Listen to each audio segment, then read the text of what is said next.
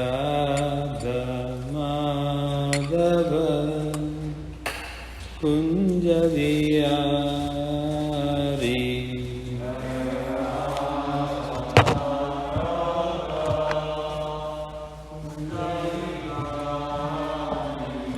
Jaya Radha Madhava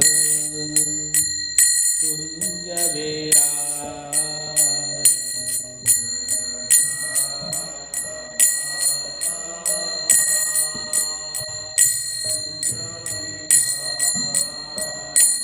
Jaya Gopi Jana Vallabha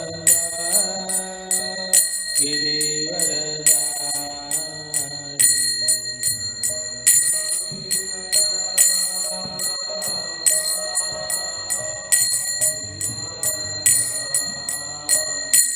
Jaya Gopi Jana Vallabha Girivaradari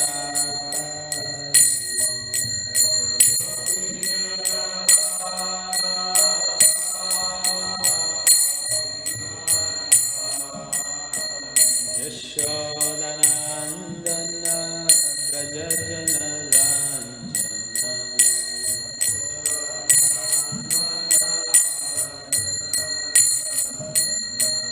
Yashodanandana Brajajana Ranjana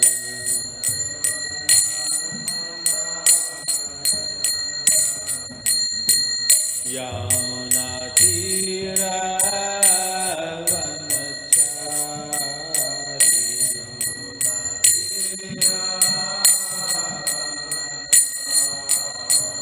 Yamunatira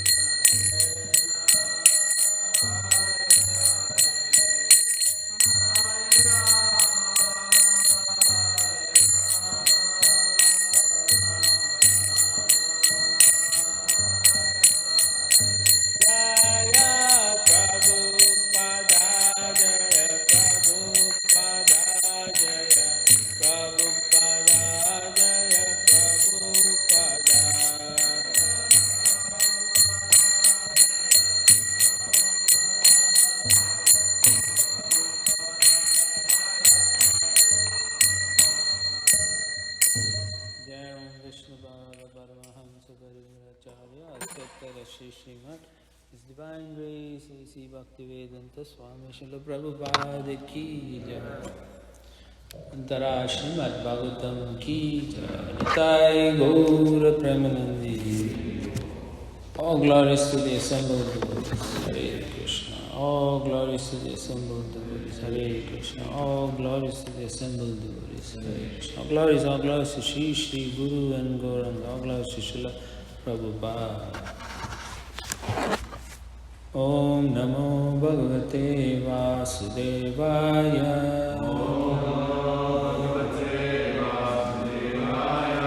Om Namo Bhagavate Vasudevaya.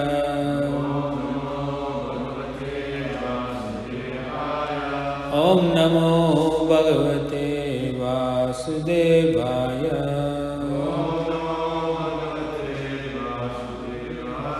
Narayanam Namaskritya Naram Chaiva Narottamam Devim Saraswatim Vyasam Tato Jayamudiraye Nasta Praeshu Abhadreshu Nityam Bhagavata Sevaya Bhagavate Uttama Shloke Bhaktir Bhavati Naistiki. So we're reading from Srimad Bhagavatam, Canto 11. The General History, Chapter 1, The Curse upon the Yadu Dynasty. We are reading text 10. Shri Badarayinir Uvacha. You can do the word for word.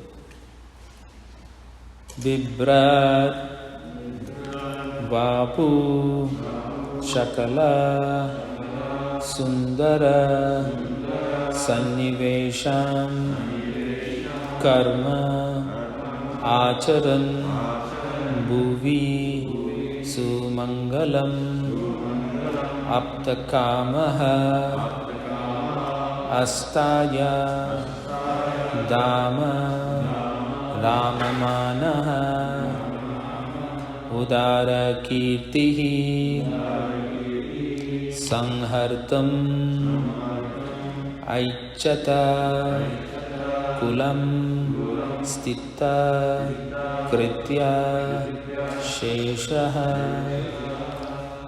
Shri Badarayini Uvacha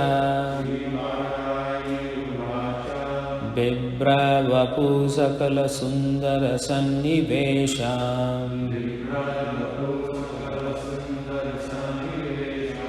Bibrad Vapu Sakala Sundara Sannivesham Karmacharan Bhuvi Sumangalam Aptakamaha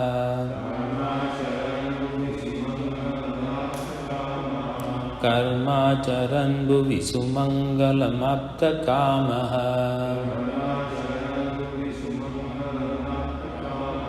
Astaya Dama Ramamana Udara Kirtihi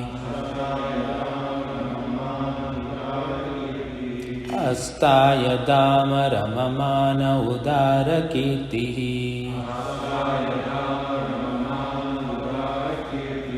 Sanghartam Aichata Kulam Stita Kritya Seshaha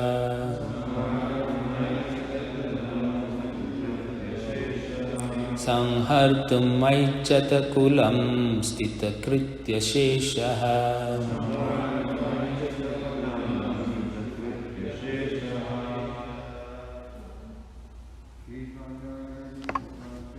Shri Vadaya Nirvacha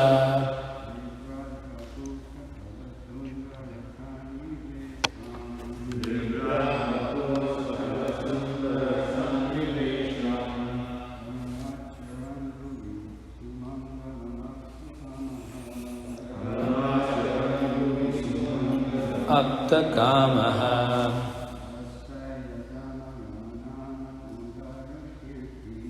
Astaya Dama Ramamana Udara Kirtihi Sanghardamai Chatakulam Stita Kritya Sheshaha Shri Badarayani Vacha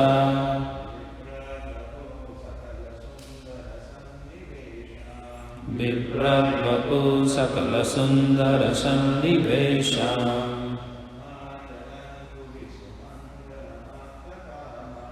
Karmacharan Bhuvi Sumangalam Apta Kamaha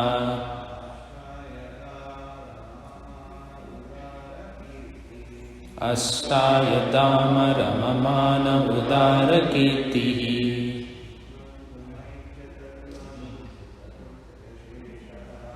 Sanghartum Maichata Kulam Sita Kritya Sheshaha Shri Badarayani Vacha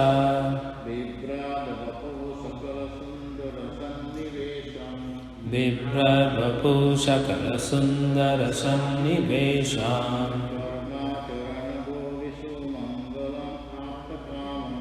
Karmacharan Bhuvi Sumangalam Apta Kamaha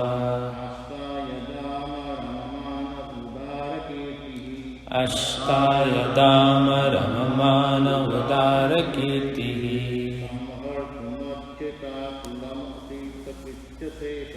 Sanghartum Maichata Kulam Sita Kritya Sheshaha. Mataji. Shri Badarayani Vacha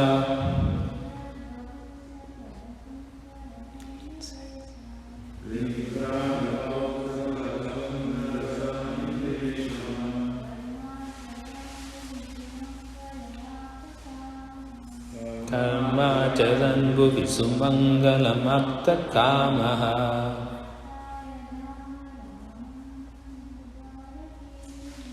Astaya Dama Ramamana Udara Kirtihi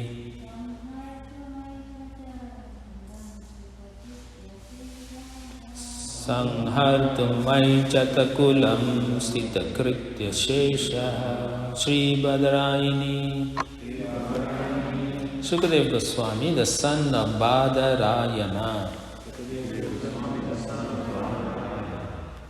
Vyasadeva, another name.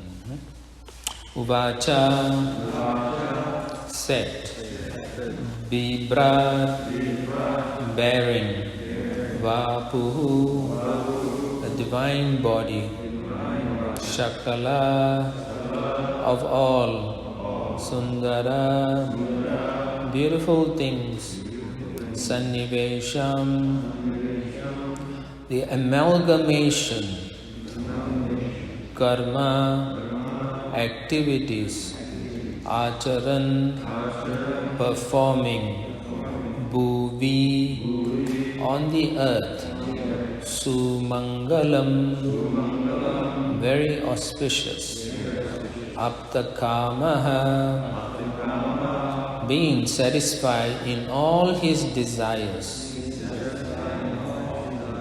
Ashtaya, residing, Dhamma, in his abode, Dwaraka.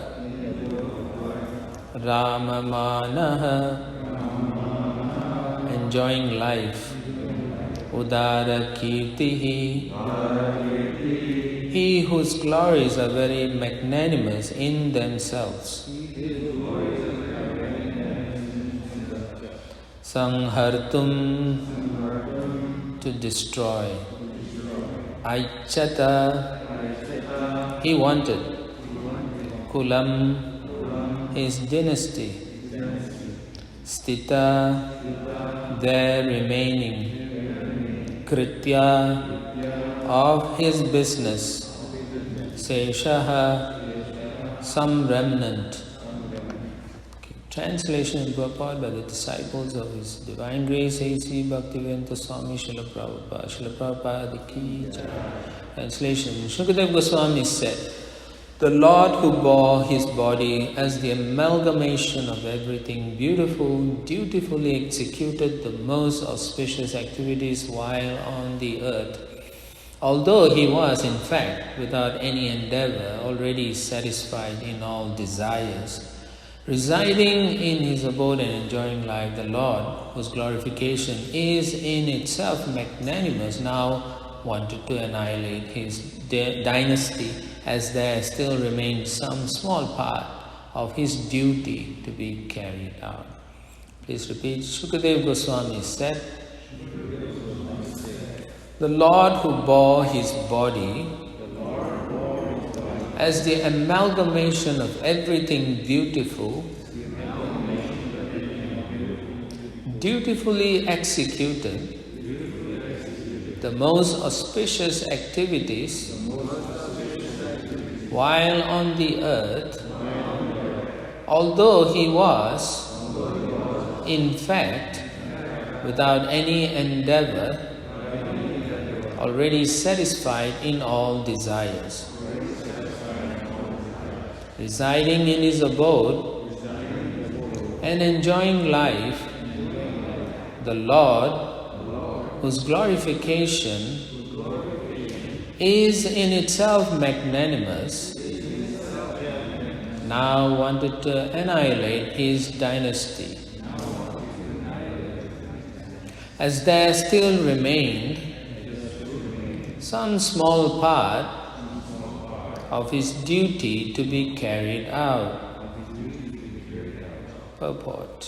This verse answers Parikshit Maharaj's question as to how the powerful members of the Yadu dynasty could be cursed by the Brahmanas and thus destroy themselves in a fratricidal war. By the word Sanghartum Aichata Kulam, it is clearly stated that Lord Krishna himself desired to withdraw his dynasty and therefore engage the Brahmanas as his agent. So, I mean, it's a long purport, so I'll just pause every now and then, I will speak a little. So here you can see the Lord had he had his own desires. We tend to think only, we have desires sometimes, right? And our own life, or the way we exist, the way we perform our day-to-day is we think we are the only ones who are doing it, right? We think we exist, and therefore, like René Descartes said, right? I think, therefore I am. So he's thinking like that. So, but then you can see here, he's a person. He also thinks. He also has desires. It's different. So, in a sense, you can see he's an individual and we are individuals. It's highlighted here. The Lord was thinking. So this is his Ichcha Shakti. He has his own desires. Our desires cannot, manifest itself. We have to work on it. But this is Supreme Lord. He had a desire, and therefore the forces or the energies got together and fulfill his desires. And his desire was to withdraw his dynasty. And what did he do? He engaged the Brahmanas. Why Brahmanas? Could be anyone, right? But why Brahmanas? So Brahmanas are all practicing devotional service. Brahmanas who look up to the Supreme Personality of Godhead. So therefore they can be trusted. They are also the head of society actually. Right? They teach the others what is right and what is wrong. What should be done, what shouldn't be done. So therefore he engaged the Brahmanas as his agents. So sometimes the Lord will use us also for the propagation of the Krishna consciousness movement as an instrument. Nimitta matram, he tells Arjuna, I'm going to use you as an instrument. Or do you want to be my instrument? Arjuna, it's up to you. Do you want to fight on my behalf, or you just want to wander away into the forest? Nimitta matram, be my instrument. So the Brahmanas became his instrument. In this case, his agents for bringing down his entire dynasty. That means this is sanctioned. The Lord wanted it that way. We may argue and say, why can't they all die peacefully? Why they have to fight? But that's how we want to see. We think everyone lives happily ever after, right? The fairy tale. But life is like that. Dukhalayam ashashvatam. Krishna wants to emphasize this material world is full of suffering, and so we shouldn't get attached to this place. It's meant to give you suffering. It will always be suffering, and at the end you will suffer also. Right? When you take birth, you don't come out laughing, right? Right? You don't see that. I've never seen any child come out, laughing at the parents, pointing, except for Sukadev Goswami, nobody else did that, I guess, right? So it's meant to be miserable. Birth itself is miserable, dying is miserable, living is miserable, but we think it's okay, right? We think, let me suffer a little bit, then I can enjoy a lot. But that's not true. Actually, we are suffering constantly. The body is breaking down. I mean, when you're young, you don't think like that. You're Superman, or Superwoman, or Wonder Woman. But give yourself some time. Then you know. It's not the same. And it's a challenge. And then it becomes a challenge just to live each day. So here he had a desire, and his desire is the best desire, because Krishna is absolute. He's our well-wisher, Suridam Sarva Bhutanam. So that means his activities, his desires is meant for the welfare of the entire population of the world, or the universe, you can say like that. So, Vishwanath Chakravarti Thakur remarks here that Krishna had clearly demonstrated the insurpassable beauty and strength of his personal form. Beautiful, so beautiful. He is so beautiful that when he comes to Dwaraka, the ladies on top, right, of the palaces, and they are like swooning and crying out to see this wonderful, beautiful person. They could not give up looking at Krishna. What to speak of the ladies? Even the men in Dwaraka were fascinated. How is he looking like that? And they loved him. And just as he walked into Mathura, right, when the wrestlers wanted to fight, everyone saw him differently. But those who were favorable or with a loving disposition, they saw him in that same light, in loving countenance. But otherwise, everyone else, the king saw him as death personified. Kamsa saw him as, he's my killer. And the wrestlers thought, this guy can really fight. Krishna, it's a good fight. Like Sarvabhauma was a wrestler in his college days. So they were also like, my opponent is cool, like that. So insurpassable beauty. You cannot understand the beauty of Krishna. It's not possible to describe, but still, it is described.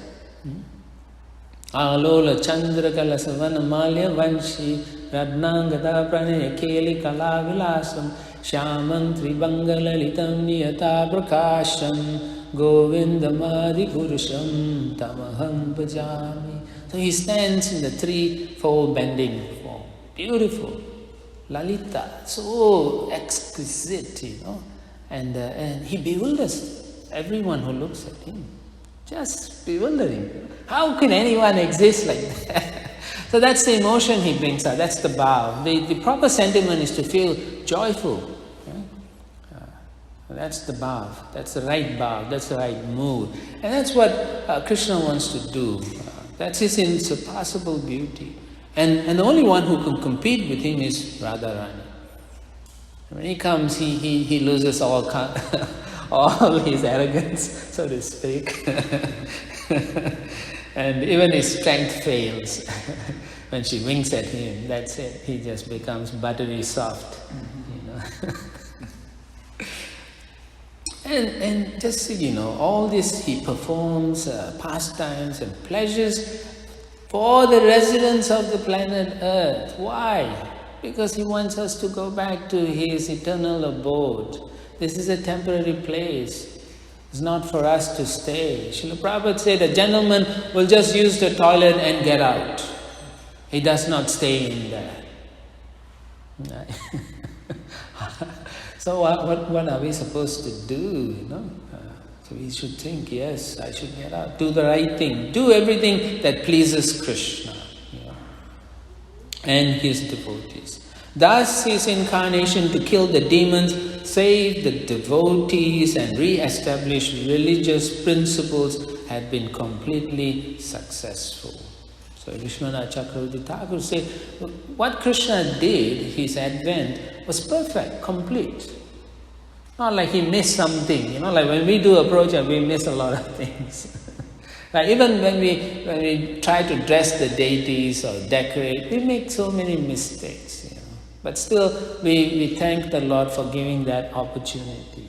That's how we can say thank you. But we do it with the sense of urgency, with the sense of wanting to please them. Not do it in a haphazard way. Like, oh, I have no time, I came late, so I'm going to rush through my dressing. No. You do it, but make sure you meet the deadline. Doesn't matter. Okay, I'm 5 minutes late, 10 minutes late. It doesn't matter. Oh Lord, you're so kind. Give me the ability to dress you. You are my Lord and you can do anything. You can control me. So you please do that. Then after that's done, you go back behind the curtain, you put away all the jewelry, you take your damn time. You don't rush. Where are you rushing to? This is Vaikuntha. Right? Where are you rushing to? Your Brahmanda? It's nonsense, Sometimes devotees don't understand this thing. Why? Because they are bewildered. It's a bewilderment. Otherwise, why should anyone want to rush? Unless you have a flight to catch or you have to meet the President of the United States to discuss some very important matters. Yeah, then I understand. But then you shouldn't be dressing that.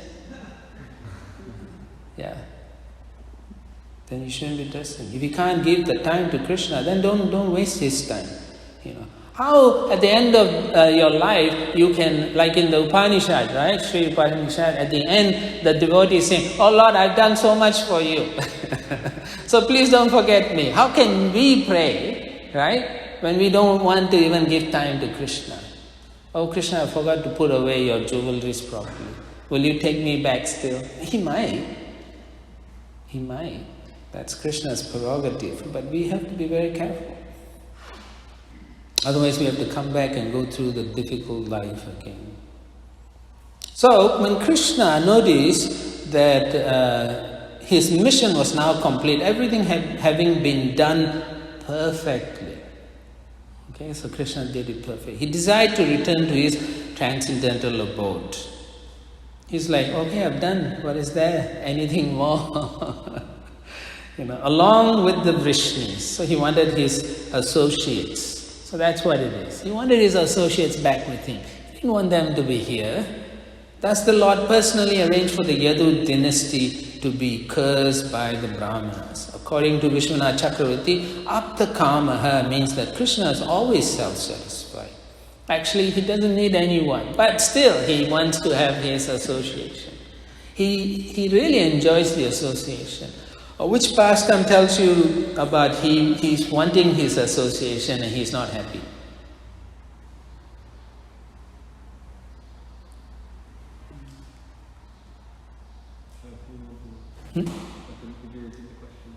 Which pastime tells you about Krishna wanting his associates? His own association? Yeah, not his own, his associates. Oh, associates.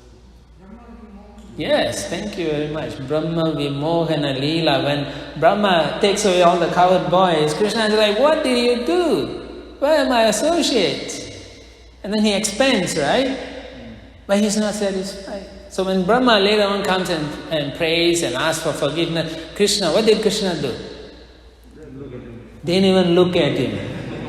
Say, don't look at him. I don't want to look at him. All right, I forgive you, get out. I don't want to look at you. So Brahma felt so bad, he goes to Navadvip and then he does his austerity, and then the Lord appears as Mahaprabhu and says, let me come and do service to you. I made a big boo-boo, So the Lord said, okay, come as Haridas Thakur.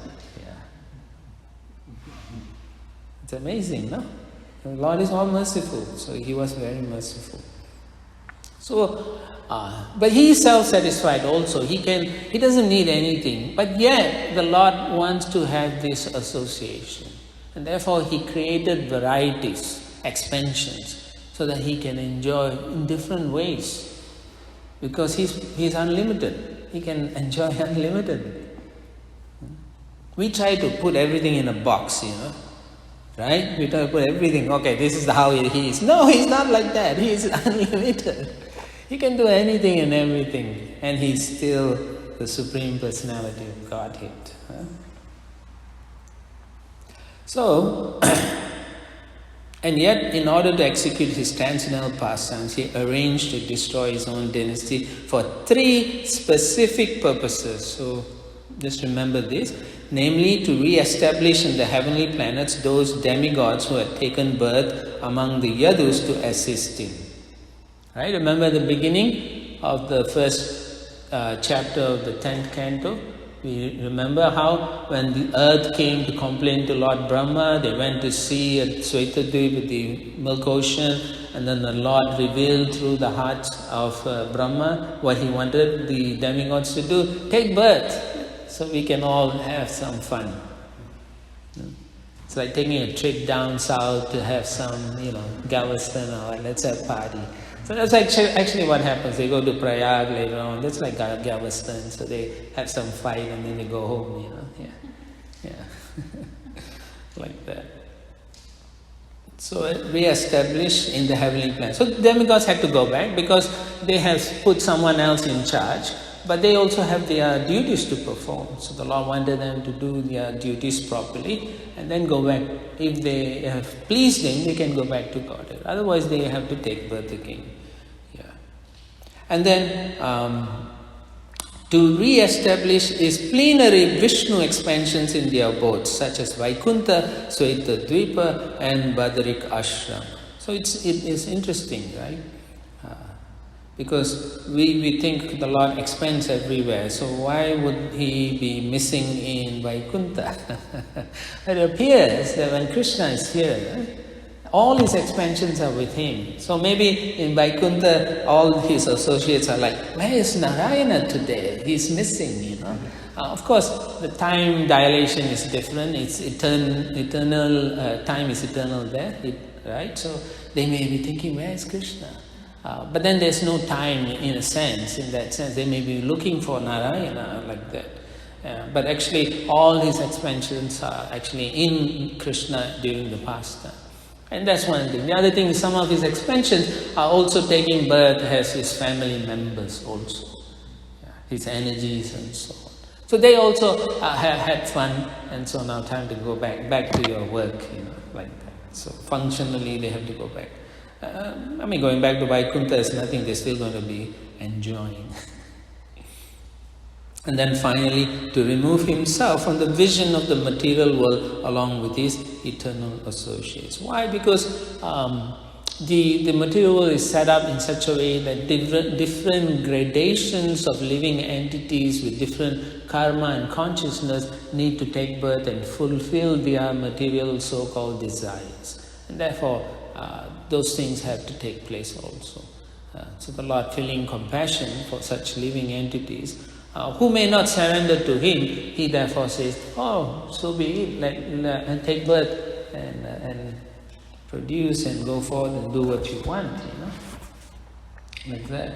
And the Lord also knows time to, things are also going to change, because eventually everything degrades. We read in the previous verses also that His own associates will, as newer generation, when they take birth, they will think highly of themselves, and then they will therefore not respect the position they are holding. They may think they are themselves as good as Krishna, like that.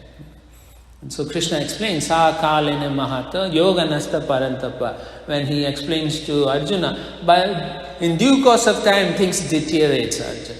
Even my teachings will deteriorate. So even my family members will deteriorate.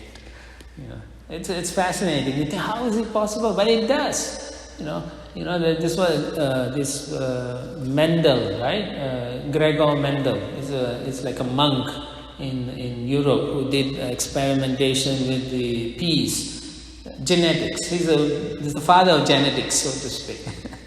Do you remember? If you're in college days or whatever. So anyway, he when he crossed all the different peas and he saw traits were appearing in the peas, but he was so good through observation and understanding, he could predict what the generation will be. So similarly, we are talking about Krishna. So Krishna knew what was going to happen as Kali Yuga progressed, through the permutations and combinations of different living entities. Jai Shri Shri Radha Nila Madhava ki Jai, Shri Radha Giridhari Giri Govardhan ki Jai, Tai Chaitanya Chandra Shri Shri Tai Gaura Chandra ki Jai, Iskcon Guru Vrinda ki Jai.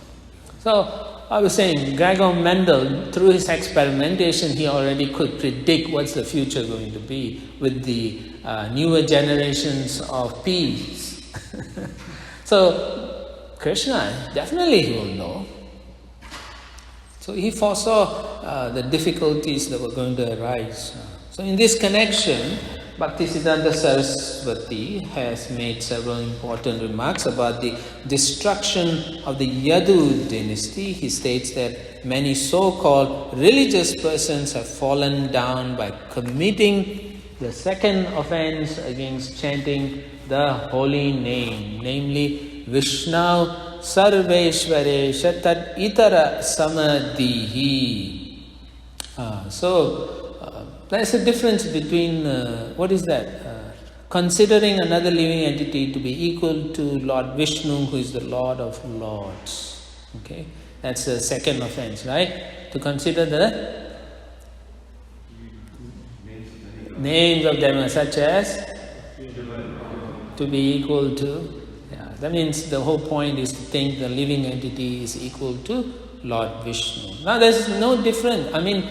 In terms of the fact that we are of the same nature, spiritual nature, but a Vishnu Tattva is not a Jiva Tattva.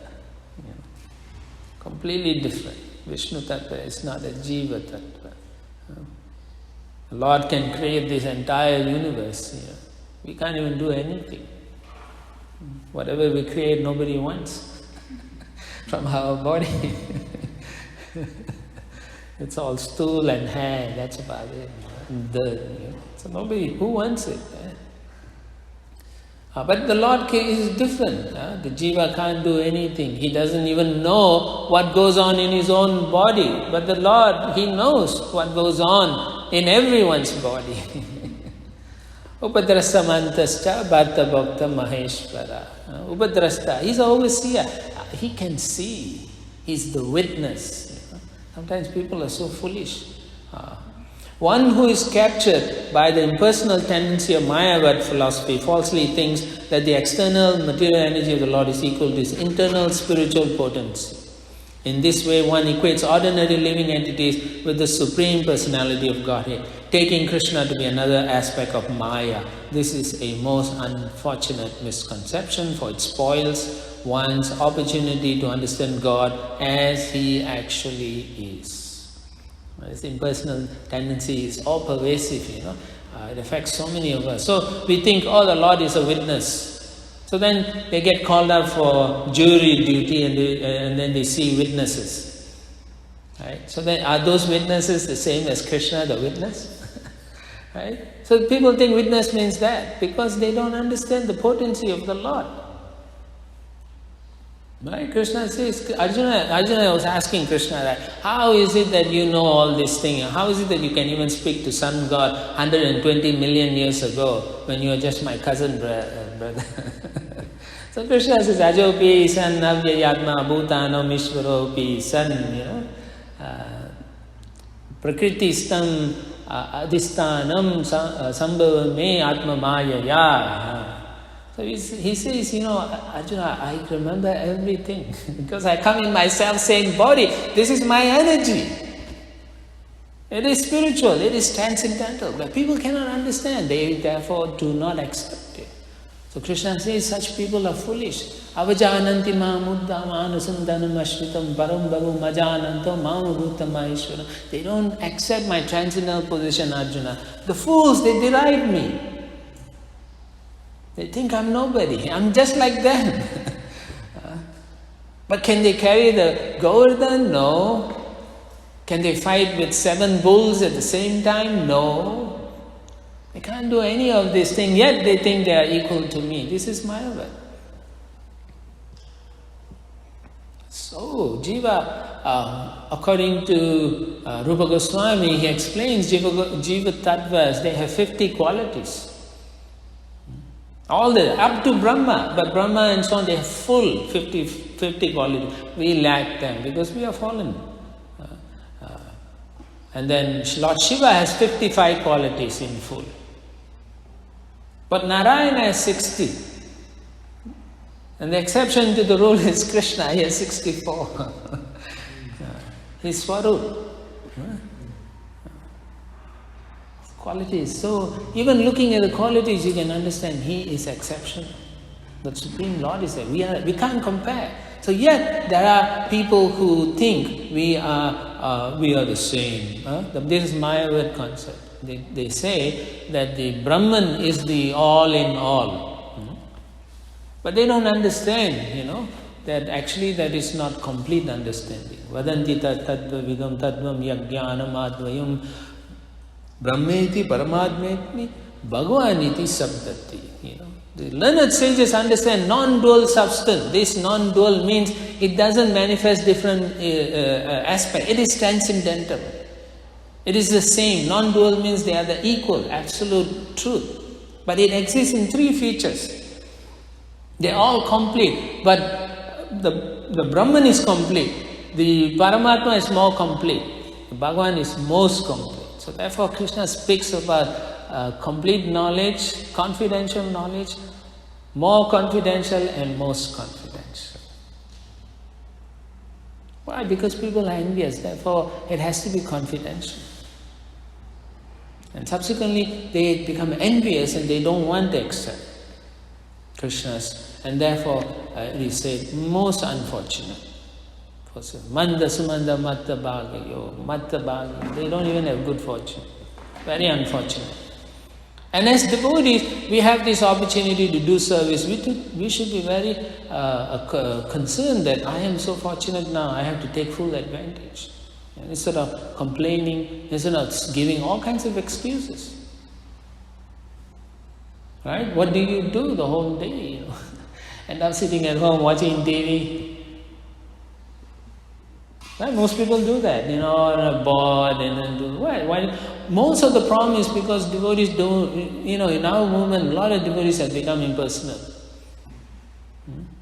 And you may say that is not true.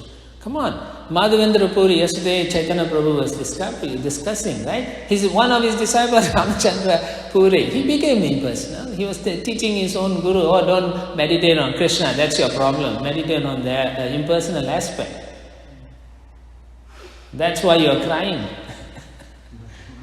Yeah, because Madhavendra Puri was crying in separation for Krishna. He couldn't understand the foolish disciple.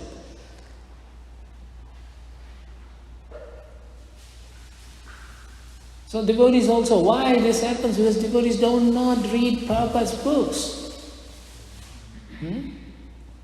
You boys are young, you're new to this movement. Don't get into this, don't fall in this trap of not reading Prabhupada's book. Always read, When in doubt, read. When you're still in doubt, then you ask senior Vaishnavas to explain. But do not, in your heart, fester such thoughts, because it will eat you. And then you'll become an impersonalist. Right? The symptoms of impersonalism is very pervasive, like, Krishna's paraphernalia must be taken care nicely when you are doing service, But if you are negligent, then you are a nonsense. You are a rascal. Prabhupada says that. Prabhupada says such attitude is rascaldom, Persons inclined toward this illusory conception life would undoubtedly consider the members of Yadu dynasty equal in all respects to Krishna. So now when it pervades us, we think we are all the same.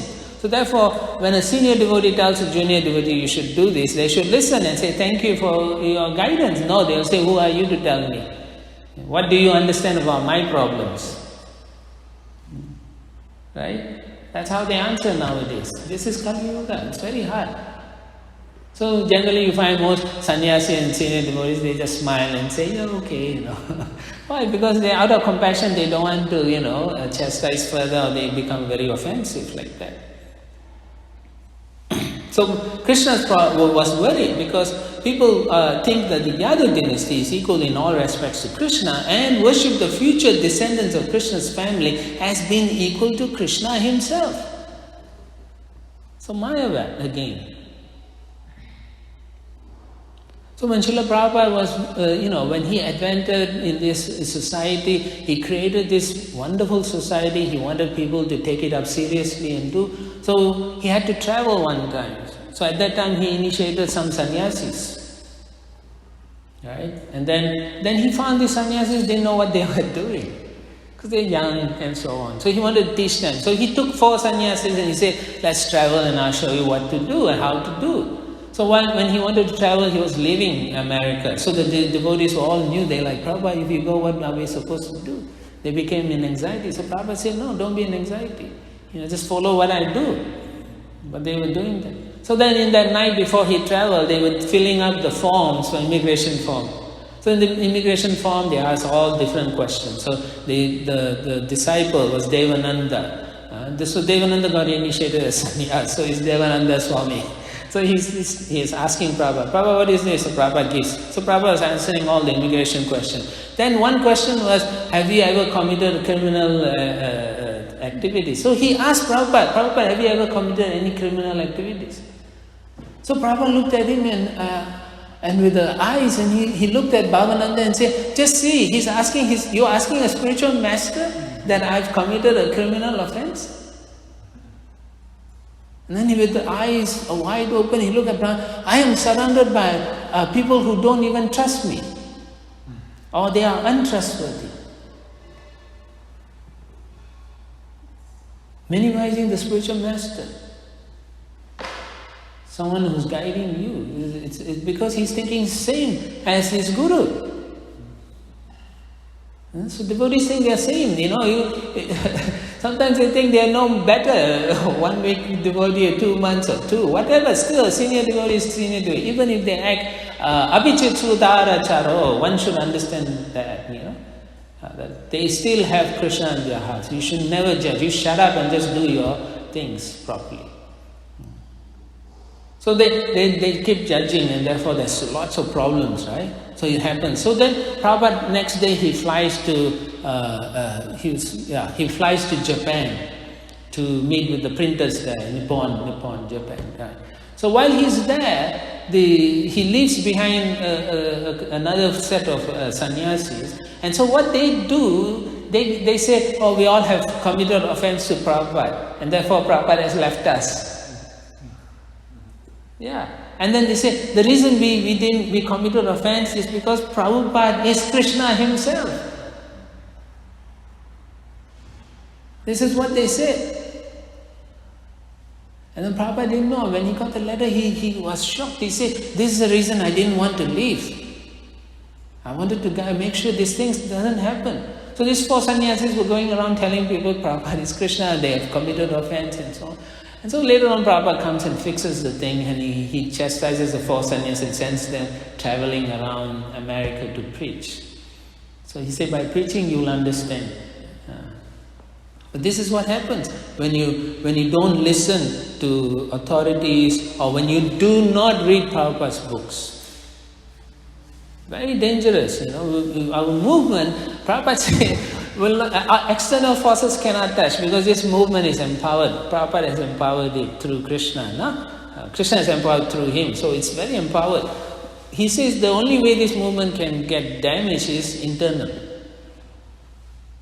So if we do not read Prabhupada's book, how are we going to practice what he wants? Right? Right? We don't know. We don't even understand.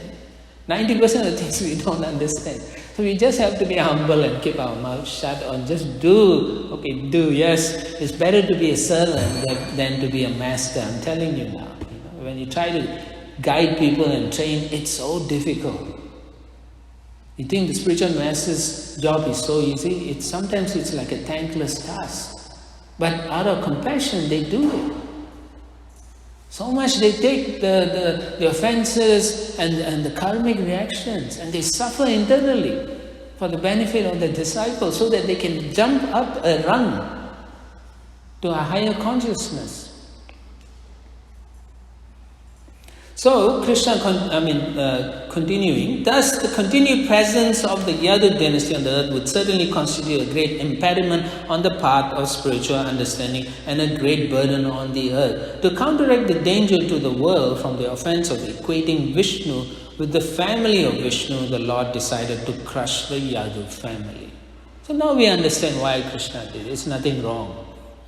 He wanted to protect the paramparas that will come from the different acharyas. Otherwise, these people will say, I am Krishna's descendant. You listen to us what to do, how to worship Krishna. So he sends different people according to time, place and circumstances. The Supreme Lord Sri Krishna is always affectionate to his devotees, but whenever the familial descendants of Lord Krishna become inimical or indifferent to him, not loving his pure devotees or making friendship with his servants, such so-called family members of the Lord become impediments to his will. Just like the Brahmanas, they became degraded and they became too smart. So smart, they became smarter Brahmanas. They only knew the rules, they didn't know what the essence of it was. Such nonsense. Thus, there is a tangible danger that ignorant living beings will worship such inimical persons. And that's true, right? And during the Second World War, Prabhupada said there was a man in Calcutta worshipping Hitler. He was doing arti, full puja. Yeah. So such rascaldom will go on, and if we are not careful, our movement can be damaged by such attitude and such inimical people. For example, to consider Kamsa, the maternal uncle of Krishna and therefore a faithful servant of Krishna, would be a completely erroneous conclusion. Kamsa is Kalanemi in his previous life.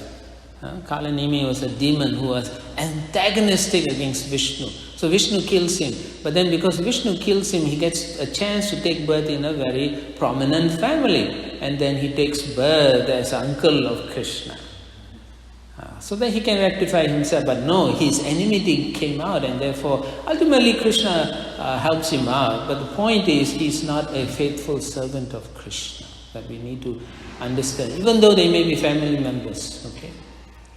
By such misconception, evil men who oppose the Lord may be accepted as his intimate associates, and persons inimical to Krishna may be thought of as his surrendered dependents appearing in his own family.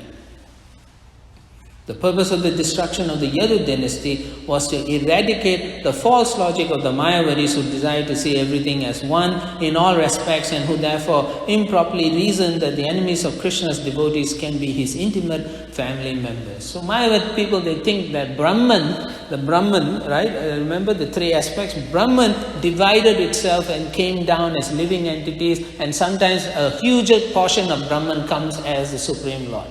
And then when they come into the material world, they are covered. But Krishna says very clearly, right? Ajopin avyatma bhutanam ishvaro pisan. He makes it very clear. I am not like that. And Brahma also says very clearly, Ishvara Parama Krishna, Satchidananda Vigraha. It is not of material nature. We have three guna. It bothers us.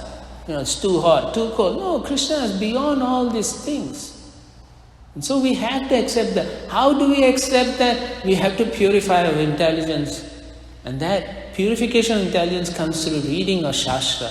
No other way. And proper association and chanting properly.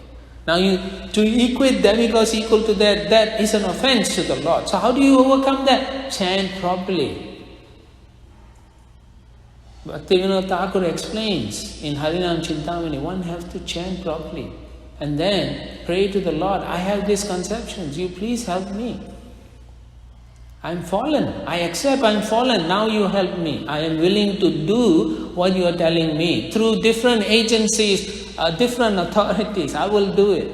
And that is sincerity. I want to change. That is sincerity. If saying that and not wanting to change, then that is not sincerity. Srila Prabhupada took so much effort. When he first came here, when he was in New York, he was staying with a Mayavadi, Dr. Mishra. And then he would invite him to his yoga ashram, and Srila Prabhupada started talking about bhakti. And so he got very scared of Srila Prabhupada. He said, this man will destroy everything. Jai Shri Shri Radha Nelamana, Shri Shri Radha Giridhari Giri Govardhan, Shri Shri Nitai Chaitanya, Shri Shri Nitai Gaurachan, Shri Shri Guru Parampara, Iskcon Guru Parampara Ki Jai. And so, Dr. Mishra would not let Prabhupada give class. But because Prabhupada was pure, people saw this person was genuine. So much effort. The person would not allow him to talk. Eventually Prabhupada left. Prabhupada would cook for him, they discuss, and Prabhupada would smash him. His philosophy was hollow. Yeah, actually they have no philosophy. It's atheistic. Sankara, Lord Shiva, was appointed by Krishna to bring people from Buddhism. Buddhism is nihilism, means nothing. We are nothing in the end. If you are nothing, then don't bother talking any philosophy. Right? So anyway they talk. So by using the Vedic scripture, Shankara defeats Mayavadi, but he defeats the Buddhism, Sunyavadis. But then from Sunyavadi he makes them Mayavadis, because it's easier to accept that everything we are one, from nothing to something is something, So they accepted that. But then that's not complete understanding. So once he helped kick out Buddhism, right? Then he started praising Krishna. Bhaja Govinda, Bhaja Govinda, Bhaja Govinda, Muda Mate. So ultimately his nature, he's a Vaishnava. So he says, let's worship Narayana. But his foolish disciples and followers cannot accept that. So they contaminated everything, So much so that you call any agency on the phone, it goes to a number. Press 1 for this, press 2 for that. Then you keep pressing until they say, you've come to the end of it, goodbye. You don't get any human being. It is Mayavadi. Because nobody wants to deal with another person because it's so difficult. Vita Raga Bhaya Krodha, Krishna says, 4:10 I think, in the Bhagavad Gita. People cannot worship Krishna or come to spiritual realization because they're too attached to the material bodies. Right? Raga. And then Krodha, they become angry because so many philosophies don't make sense. And Bhaya, why? Because they think if I go to the spiritual world, I'll have a family relationship. Krishna has so many, we have problems in this material world with relationships, so I don't want anything. So they finally end up being Mayavadis, idiots, Yeah. So we have to practice as devotees. Why? Why is it necessary? Because then we are setting the example that it works. Pure philosophy people cannot accept because they don't have the capacity or the intelligence or the adhikar. Right? Sometimes you see they get initiated and all, still they cannot do it because why? They don't have the adhikar. Nor are they willing to want to get that adhikar. So it becomes very difficult. And so Krishna, foreseeing all this problem, he says, Yadu, dynasty, let's go. But I'll do it my way. Right? In the end, it's like that. So anyway, I'll stop here. I think I made my points clear. So comments, corrections, other points you want to add, and go ahead. Yes, Prabhu.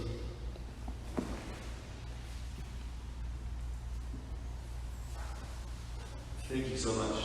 I was wondering about the point of minimizing the position of senior devotees, if one has that mentality, how can one counteract that?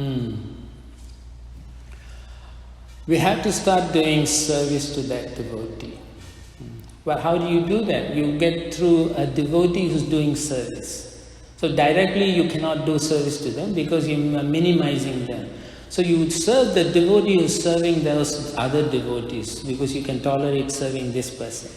So by doing that, that devotee will speak on your behalf and say, so-and-so also helped.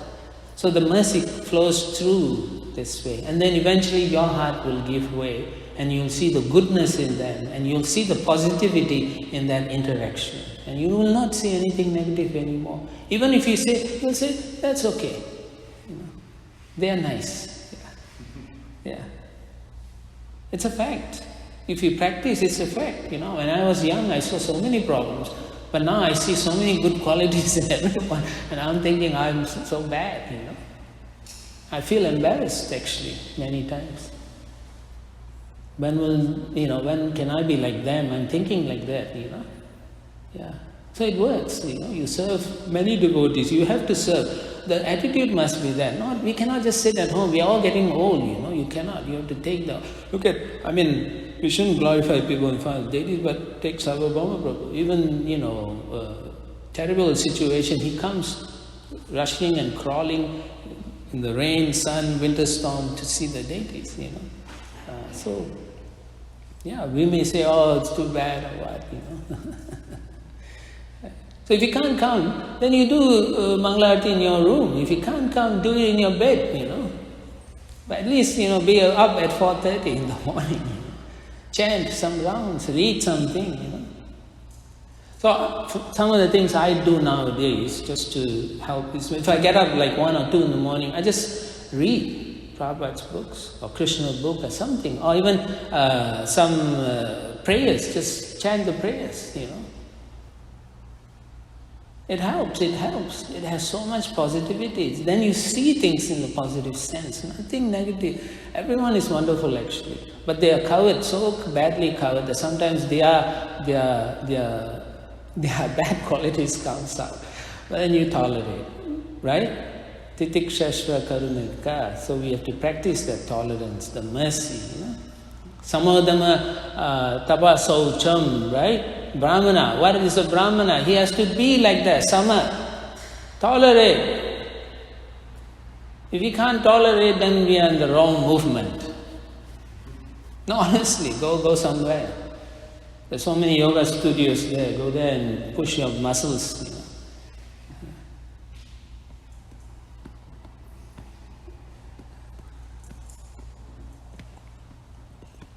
Okay, anything else? Thank you. Yes, Patrick, go on. Comment? I was thinking, because in my philosophy, it's all pervasive, and Prabhupada said it's the last snare of Maya. That applies it's very difficult to overcome in our lives. Something that is ingrained in the culture, especially in America, or all over. It's all over the world, it's not just America. Yeah, it's maybe practical, ways we can perceive and try to remove some of the influences in our lives of this philosophy, this conception of life. Maybe you mentioned even the automated phone being also an influence of that philosophy, of that mentality. How can we perceive that, and also, I guess we just better have to learn understand my own philosophy to better defend against it. If you have any. Sorry, I was saying that. Understand? Yeah, we can better understand the philosophy and defend against it in many ways that we know that will help you also in one of the fundamental principles, Jivera Swarupoi Krishnera Nityadas. We are servants of Krishna. That means our constitutional position is to serve. Right? Now, my whole philosophy is not to serve, is to serve myself, Everyone should serve me because I'm God, And even if they do some service, they're doing it with that consciousness, and that's wrong, and therefore it doesn't release them from that conception. We know that we are servants, so we have to practice that thing. Once you understand I am really a servant, yes, now I know I am a servant, then you'll find the Mayavadi concepts cannot attack you. It is not possible. Because the first thing you will think is, I'm a servant. Someone asks you something, I have to serve. Okay, I can't serve today, but can I serve you later? Yeah, that's a servant. Otherwise we will find, like you say, excuses, so many ways, like, automated answering machine, or even, I've seen it, right? Devotees will call, they have an answering machine, before the cell phone came, they will let the phone ring, and then who's answering? So whoever is answering, if it's a guru, they'll pick up the phone and answer. If it's another devotee asking something, they'll just say, no, I won't answer that. Yeah, it's impersonalism. Why? Because the mood is not to serve. That's the reason. Yeah. So it's very pervasive. It affects all of us in different ways. We may think we are beyond it, but it affects all of us. And someone who is kind to us will point it out. Look, this is wrong. Then we should think, why is this wrong? What is this? That's when you start thinking, my God, I'm an idiot. I'm impersonal. Yeah, you have to accept the fallacies that you live by. You have to accept that. Then you can make changes. Own your problems. Then you can then approach another devotee and say, help me. I am in this situation. Otherwise, we cannot make advancement. Very difficult. We'll have to come back a few more lifetimes.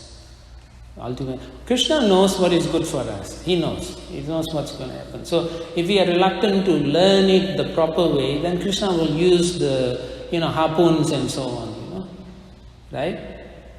Then he'll drag you back to Godhead, and you're crawling, holding back, and he's dragging you. It's more painful that way than to accept and follow.